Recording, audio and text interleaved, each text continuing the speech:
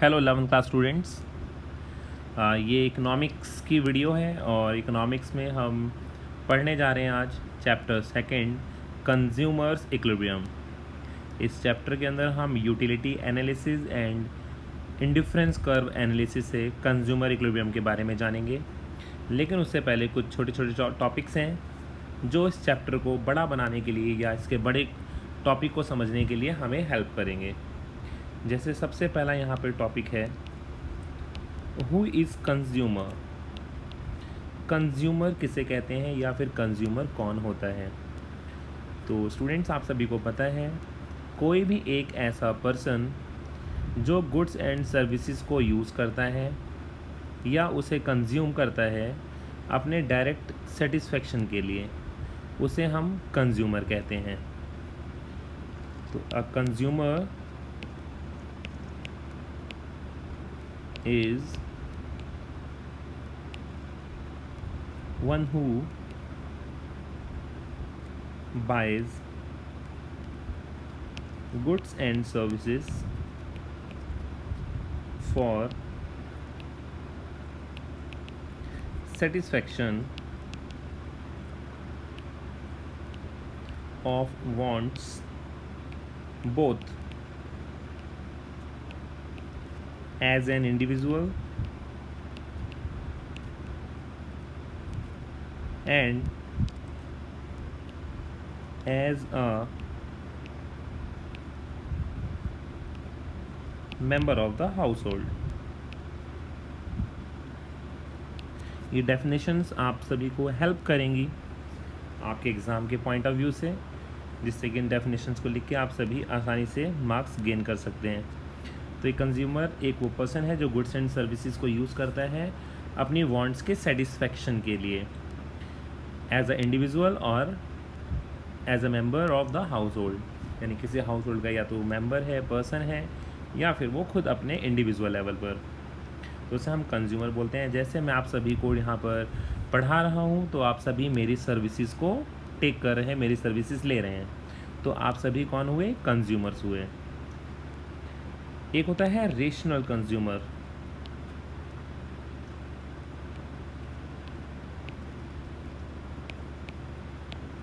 Rational consumer, अब ये rational consumer का मतलब होता है कोई विवेकशील कंज्यूमर या उपभोक्ता जो अपनी बुद्धि, अपने माइंड का यूज़ करता है किसी भी गुड्स को कंज्यूम करने के लिए।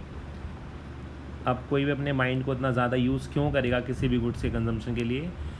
इसलिए करते हैं ताकि वो ज़्यादा से ज़्यादा सेटिस्फेक्शन गेन कर सकें अपनी इनकम को खर्च करके। तो a consumer who seeks to maximise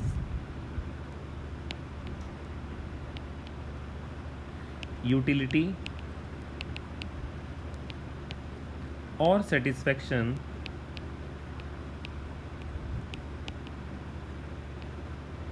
in expanding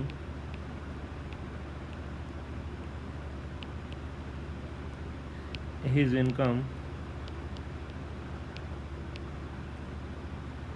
is called a rational consumer।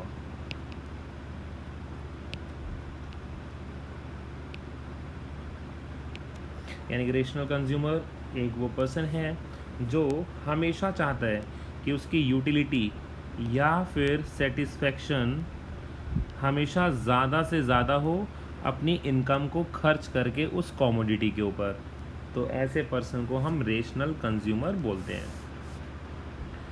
आप सभी इसको क्लियर कर रहे हैं?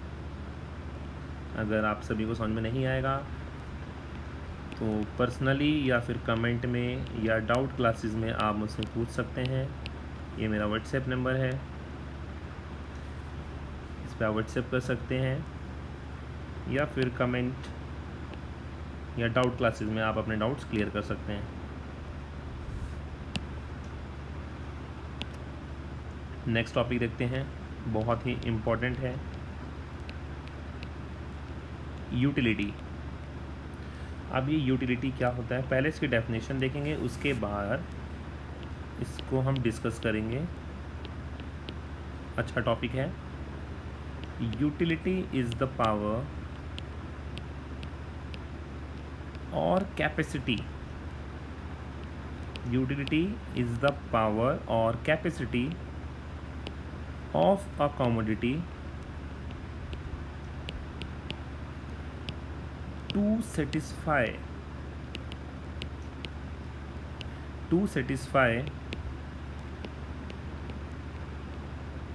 the human wants। देखिए स्टूडेंट्स, कोई भी एक ऐसी कमोडिटी जिसको आप यूज़ करते हैं और यूज़ करने के बाद जो उसकी सेटिस्फाइंग पावर होती है आपके लिए, उसे हम यूटिलिटी बोलते हैं। यानी किसी भी गुड्स को कंज्यूम करने से आपको जो भी सेटिस्फेक्शन मिलता है उसे हम यूटिलिटी बोलते हैं। जैसे एग्ज़ाम्पल के लिए देखते हैं हम, अगर आपको एक स्प्लेंडर हीरो की बाइक दी जाएगी चलाने के लिए, तो उसकी यूटिलिटी आपके लिए अलग है। अगर इसी तरह से आपको एक अपाचे बाइक दी जाएगी तो उसकी यूटिलिटी या फिर सेटिस्फाइंग पावर उसकी आपके लिए अलग होगी। और अगर आप एक रॉयल एनफील्ड की बाइक चलाएंगे तो उसकी जो सेटिस्फाई करने की कैपेसिटी है वो आपके लिए अलग होगी। तो ये जो पावर होती है किसी भी कमोडिटी की आपको सेटिस्फाई करने की, उसे हम यूटिलिटी बोलते हैं। तो किसी कमोडिटी को यूज़ करने से हमें यूटिलिटी ज़्यादा मिलती है या फिर किसी कमोडिटी को यूज़ करने से हमें यूटिलिटी कम भी मिलती है। इसी तरह से अगर आपको 3 अलग अलग रूम प्रोवाइड कराए जाएं, जहां पर एक रूम में फ़ैन, दूसरे रूम में कूलर और तीसरे रूम में एसी लगा हुआ है, तो आपको ज़्यादा यूटिलिटी गर्मियों में क्या देगा? एसी देगा। एसी वाले रूम की जो सेटिस्फाइंग पावर है वो आपके लिए ज़्यादा होगी, उसकी यूटिलिटी भी आपके लिए ज़्यादा होगी। तो किसी भी कमोडिटी की जो सेटिस्फाइंग पावर है उसे हम क्या बोलते हैं? यूटिलिटी बोलते हैं। इसी तरह से जो नेक्स्ट टॉपिक है हमारा वो है टोटल यूटिलिटी। टोटल यूटिलिटी को हम शॉर्ट में TU भी बोल सकते हैं। आपने किसी भी कमोडिटी की जितने भी यूनिट्स को कंज्यूम किया है, उन सभी यूनिट्स से जो मिलने वाली सेटिस्फेक्शन या फिर यूटिलिटी होती है, अगर उसके जितने भी यूटिलिटी अगर हम उसको टोटल कर दें, उसका सम कर दिया जाए, तो जो हमें यूटिलिटी मिलती है उसे बोलते हैं टोटल यूटिलिटी। सो इसकी डेफिनेशन है TU is the sum of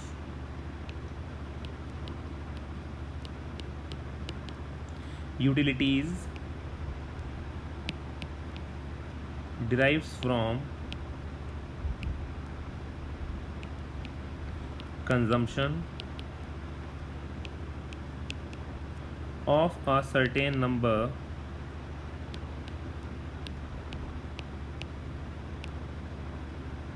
of units of a particular commodity। जैसा मैंने आपको समझाया अभी, जितनी भी यूनिट्स को हम कंज्यूम करते हैं, उन सभी से मिलने वाली जो यूटिलिटीज़ होती हैं उसके सम को बोलते हैं टोटल यूटिलिटी। इसी तरह से हमारा नेक्स्ट टॉपिक है मार्जिनल यूटिलिटी, जिसे हम शॉर्ट में MU भी बोलते हैं। अब ये मार्जिनल यूटिलिटी क्या होता है? आप किसी भी कमोडिटी के ज़रूरी नहीं है कि सिर्फ एक ही यूनिट यूज़ करें, यानी उसको हिंदी में बोलते हैं इकाइयाँ, यूनिट्स। जैसे अगर आप पानी पीते हैं तो ज़रूरी नहीं है आप सिर्फ एक ही गिलास पानी पीते होंगे। अगर आप पेन परचेज़ करते हैं तो ज़रूरी नहीं है सेम पेन आप एक ही परचेज़ करते हैं। यानी आप किसी भी कमोडिटी की कई यूनिट्स को कंज्यूम करते हैं। तो जो हर एक एडिशनल यूनिट को आप कंज्यूम करते हैं, यानी हर बार जो आप एक एक्स्ट्रा यूनिट को कंज्यूम करते हैं, यूज़ करते हैं, उस एडिशनल यूनिट से मिलने वाली जो यूटिलिटी होती है उसे हम मार्जिनल यूटिलिटी बोलते हैं। It is the additional utility, it is the additional utility derived from consumption of an additional units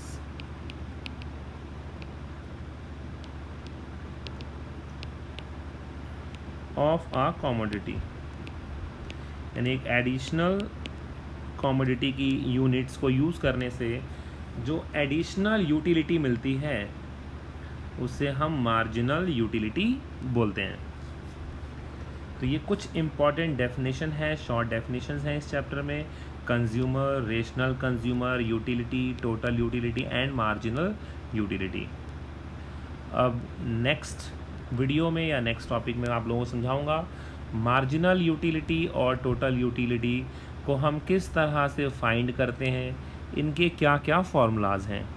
तो वेट कीजिए नेक्स्ट